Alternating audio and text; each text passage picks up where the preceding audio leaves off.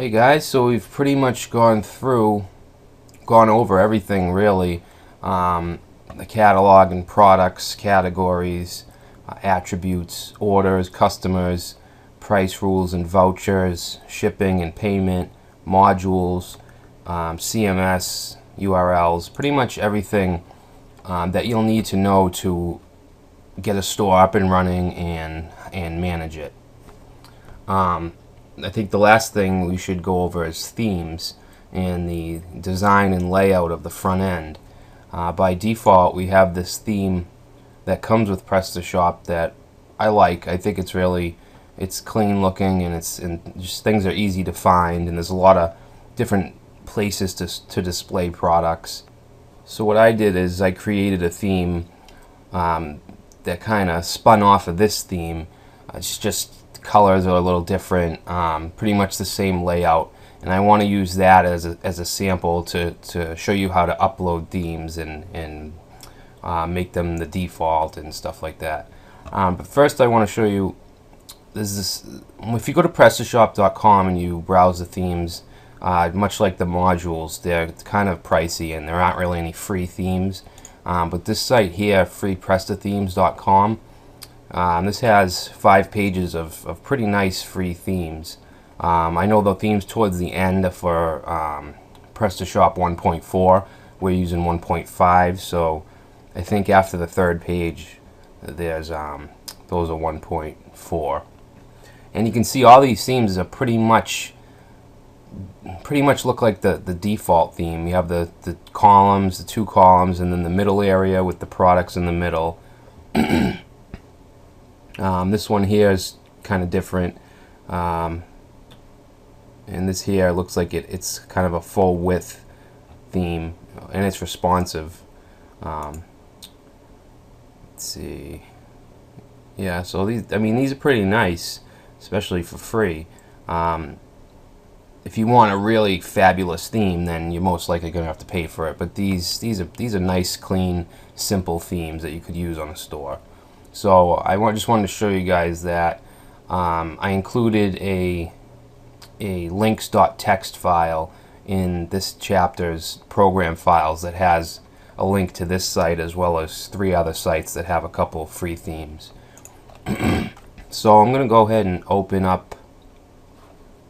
The first thing I want to do is show you the structure of a theme. So I'm going to go to my store directory, or my website directory, and you see we have these folders, and we want to go to themes, and by default there's only one theme installed, which is default, and this is the theme folder. So if we change a theme, then none of these files or folders are going to apply. We're going to be using the new theme files. And you can see it's using the TPL, the Smarty template system, and it pretty much separates all the parts of the theme. Like you see the header TPL. Let me just open that close these out. So header TPL, you have the licensing info and all that, and then you have the head part. I'm guessing you guys know a little bit, at least, of HTML. So we have the head tag, the title, which is all dynamic. It uses the Smarty template system. Same thing with the keywords and the description. But you could add stuff into this file if you wanted. Say you want to implement Google Analytics, you could paste the code in the head tags, and it would work fine. And it's just a bunch of dynamic stuff here. Here's the body tag. This is where the body starts, and there's a bunch of conditional statements.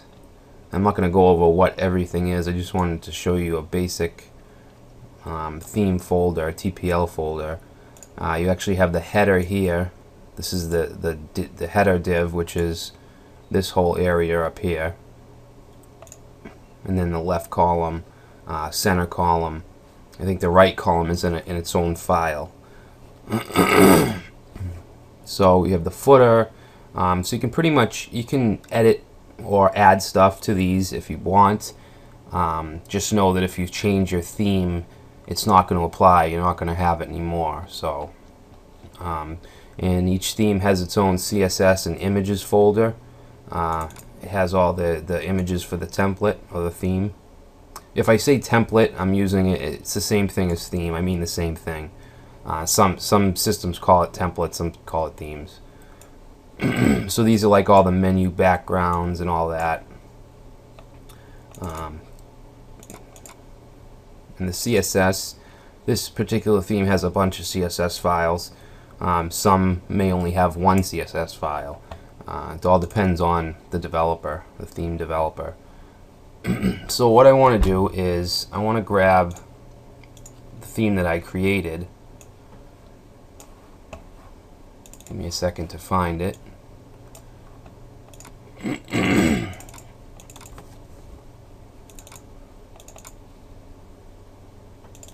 Alright, so I have it in your program files in this theme folder, and I called it Red Theme. It's basically a tweaked version of the default theme.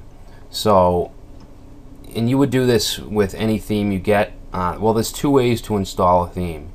The first way is, I'm going to show you now, is to just take the theme directory, and you'll know if it's the actual theme directory if you click on it and you see the CSS, the image, all the TPL files.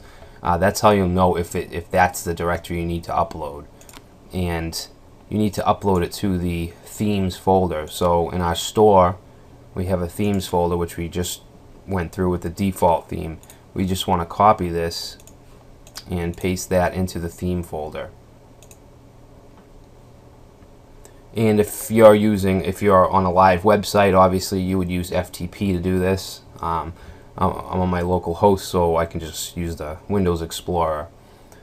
So we have our theme is uploaded. So now we need to go to the back end, or the back office, and go to Preferences, Themes.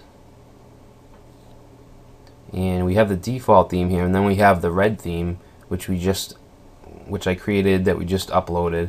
So we want to choose that as our default. So nothing happens here. If we go to the front end and we reload, you can see now we have the red theme.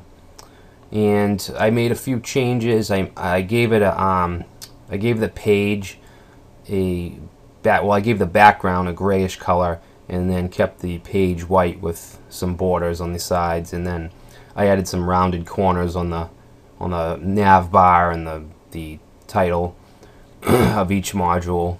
The logos has red in it, the cart icon, stuff like that. It's really easy to do if you have a basic knowledge of HTML and CSS. So we've successfully created and implemented a new theme. If you do purchase a theme from PrestaShop.com or another provider, they usually come with pretty extensive documentation for you to get the site set up, pretty much like the demo that they offer.